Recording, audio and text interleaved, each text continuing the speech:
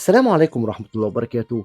أهلا بيكم في قناة رحلة مع الأبطال، القناة اللي بناخدكم فيها في رحلة مختلفة ما بين الحقيقة والغموض، ما بين العلم والمفاجأة، وما بين الواقع والمؤامرة. النهاردة موضوعنا مرعب شوية بس لازم نواجهه. تفتكر كم مرة اتكلمت عن منتج وفتحت موبايلك بعدها لقيت إعلان عنه قدامك؟ تفتكر كم مرة قلت لنفسك هو أنا كنت بفكر ولا قلت الكلام ده بصوت؟ طب هل فعلا في مايك بيسجل، كاميرا بتراقب، شركات بتجمع بياناتك من غير إذنك؟ الناس زمان كانت بتخاف من الكاميرات، كاميرات المراقبة في الشوارع. دلوقتي احنا نفسنا بنشيل الكاميرا في جيبنا وبننام جنبها كل ليلة وبنصحى عليها الصبح ونحكي أسرارنا كلها قدامها وكأنها مش بتسمع. بس السؤال المرعب هو، هل فعلا بتسمع؟ والأخطر مين اللي بيسمع من وراها؟ أهلا وسهلا بيكم وفيديو جديد بعنوان هل تليفونك بيتجسس عليك؟ في دراسات اتعملت وفيها تجارب ناس وفي تصريحات مرعبة طلعت من مهندسين سابقين في شركات عالمية، قالوا فيها إن التليفونات الذكية قادرة ترصد صوتك وتحلل سلوكك وتوجهك لاختيارات معينة. يعني مثلا اتكلمت عن نوع معين، عن الأحذية أو جهاز لابتوب أو حتى رحلة سياحية، بعدها بدقايق تلاقي إعلان على فيسبوك أو جوجل أو حتى يوتيوب. طب إزاي؟ هل في خوارزميات بتحلل الكلام ولا الموضوع أكبر من كده؟ والموضوع مش بس في المايك، ده كمان الكاميرا. هل فكرت مرة إنك تبص في الشاشة بس في حد تاني بيبص عليك؟ في تقارير قالت إن بعض التطبيقات حتى وهي مقفولة ممكن تشتغل في الخلفية وتفتح الكاميرا أو المايك من غير ما تعرف. يعني مش لازم تكون فاتح التطبيق عشان يراقبك. مش بس التطبيقات، نظام التشغيل نفسه زي الأندرويد عندهم صلاحيات يتحكموا في أجزاء حساسة في الجهاز، ولو الشركة عايزة ترصد حاجة معينة تقدر تعملها من غير انت ما تحس. طب نقف هنا ونسأل، ليه بيعملوا كده؟ ايه اللي بيستفادوه؟ وليه احنا بنرحب بكل ده من غير ما نحس؟ السبب الأساسي هو البيانات. كل ضغطة، كل لمسة، كل كلمة بنقولها ليها تمن، وشركات التسويق والإعلانات وشبكات الذكاء الاصطناعي بتدفع المليارات علشان توصل لك وتفهمك. كل ده اسمه اقتصاد المراقبة، واللي هنشرحه بالتفصيل في الفيديو بتاعنا، وهنكشف كمان ازاي بعض الحكومات بتستفيد من ده ومين بيدفع الثمن الحقيقي، احنا ولا حريتنا ولا خصوصيتنا اللي ضاعت خلاص. فبعد ما فهمنا ان الموبايل فعلا ممكن يكون أداة تجسس، تعال نسأل نفسنا، مين بقى المستفيد ومين اللي واقف ورا كل ده؟ طبعا احنا قلنا ان في شركات وان في انظمه تشغيل وان في اعلانات، بس خلينا نمسكهم واحد واحد. اولا، شركات التطبيقات المجانيه. انت بتحمل تطبيق مجاني تلعب بيه او تتسلى او تتابع اخبار، بس هو في الحقيقه مش مجاني خالص، انت السلعه.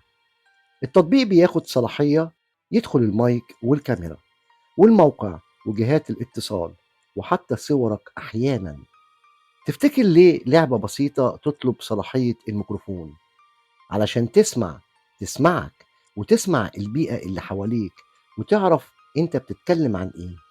اما انظمة التشغيل نفسها، يعني مثلا نظام اندرويد تابع لجوجل واي او اس تابع لابل. كل نظام من دول عنده سياسات خصوصية ضخمة ومعظم الناس بتوافق عليها من غير ما تقرأ حرف. الأنظمة دي بتراقب سلوكك، انت فتحت ايه وقعدت قد ايه وبصيت في الشاشة قد ايه وبتحب تتفرج على ايه، وكل ده بيتسجل وبيتحلل. اما الاعلانات الموجهة، كل حاجة بتعملها على الموبايل بتتحول لملف شخصي عند شركات الاعلانات. انت مين؟ بتحب ايه؟ بتكره ايه؟ إيه مخاوفك، مين بتحب تتكلم معاه ومين بتتجاهله. يعني مثلا لو بتتكلم كتير عن السفر هيجيلك عروض طيران، ولو بتتكلم عن زواج هيجيلك إعلانات لخواتم ومصوغات وصالات أفراح.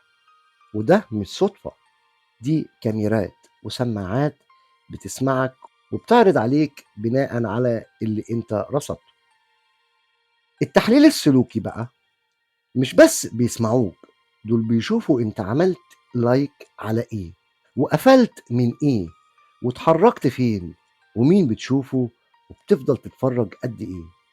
وعن طريق الذكاء الاصطناعي بيبقى عندهم قدرة يتوقعوا خطواتك الجاية. يعني لو انت حاسس انك قررت تشتري حاجة فجأة، ممكن تكون انت ما قررتش فعلا، ده هما اللي دفعوك للقرار من غير ما تحس.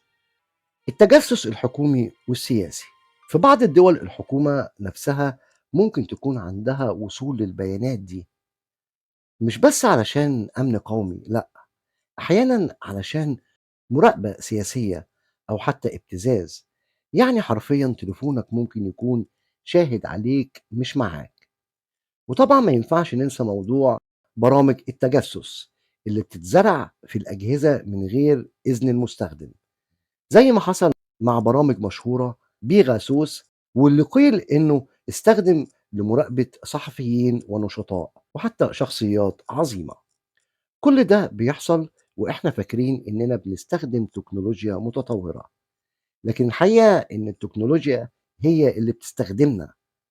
دلوقتي لازم نسأل، هل في حلول؟ هل نقدر نحمي نفسنا؟ هل فعلا نقدر نمنع موبايلنا من إنه يتجسس علينا؟ هنا بقى وصلنا للمرحلة المهمة، إزاي تحمي نفسك وترد التجسس وتعيش بأمان رقمي. دلوقتي بعد ما كشفنا حجم التجسس والسماعات اللي حوالينا والكاميرات اللي شغالة طول الوقت، لازم نسأل، هل إحنا ضحايا ومش في إيدينا حاجة، ولا نقدر نرد؟ الإجابة بسيطة، نقدر، بس محتاجين وعي ومحتاجين خطوات جدية. تعال نبدأ بأبسط وأقوى الخطوات. أول حاجة، فحص الصلاحيات كل أسبوع. ادخل على إعدادات الموبايل وشوف كل تطبيق واخد صلاحيات إيه. ليه بتلاقي تطبيق واخد صلاحية المايك، وليه لعبة بسيطة واخدة صلاحية الكاميرا والمواقع وجهات الاتصال؟ اقطع عنها الصلاحية. كل حاجة مش منطقية اقفلها فورا. اقفل المايك والكاميرا لو انت مش محتاجهم. بعض التليفونات دلوقتي فيها زر مخصوص يقفل المايك والكاميرا من الجذور، ولو مفيش عندك الزر ده، اشتري غطاء كاميرا صغير للموبايل واستخدم سماعات سلك، وابعد الموبايل شوية وقت الكلام مع أسرتك أو مع أي حد مهم، أو لو بتتكلم في موضوع مهم. اقفل الموقع الجغرافي في الضرورة. الموقع بيكشف كل حاجة، انت فين، رحت فين، رجعت الساعة كام، وقعدت فين. فحاول تفصل الموقع إلا لو محتاجه فعلا، وخلي التطبيقات تاخده مرة واحدة مش دايما. استخدم تطبيقات بديلة وآمنة. مش كل التطبيقات يا صاحبي بتتجسس، في بدائل مفتوحة المصدر وبتحترم خصوصيتك. جرب تستخدم متصفحات زي برايف أو فايرفوكس، ومحركات بحث زي داك جو بدل جوجل. واستخدم برامج مراسلة مشفرة زي سيجنال بدل الواتساب في الأمور الحساسة. وامسح الكلام اللي بتقوله للمساعد الصوتي.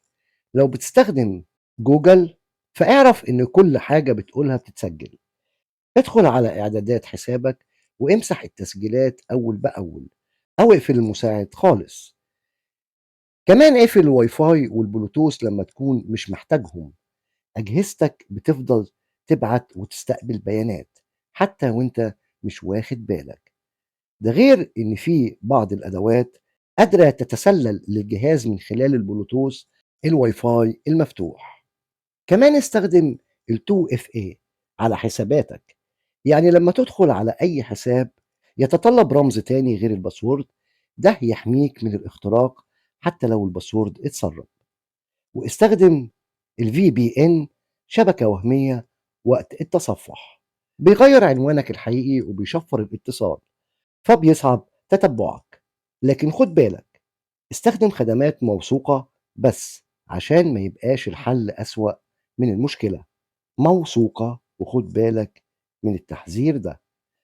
اعرف إن الحماية 100% مش موجودة، لكن الوعي بيقلل الأذى. أنت مش هتعزل نفسك عن التكنولوجيا، بس تقدر تتحكم فيها كل ما كنت واعي وكل ما كنت آمن. إحنا في زمن البيانات، كل خطوة، كل كلمة، كل نفس ممكن يبقى معلومة قابلة للبيع. لكن الفرق بين شخص ضحية وشخص عنده وعي إن التاني هو اللي بيقود تكنولوجياه، مش العكس. ما تبقاش سايب نفسك، راجع صلاحياتك، افهم برامجك، احمي نفسك، وما تبقاش لقمة سهلة في فم الشركات والتطبيقات. ودي كانت رحلتنا النهاردة مع قناة رحلة مع الأبطال. لو عجبك الفيديو دوس لايك واشترك على القناة وفعل الجرس، واستناني الحلقة اللي جاية، وهنتكلم عن أشياء كتير بتحصل في حياتنا وإحنا مش واخدين بالنا. سلام.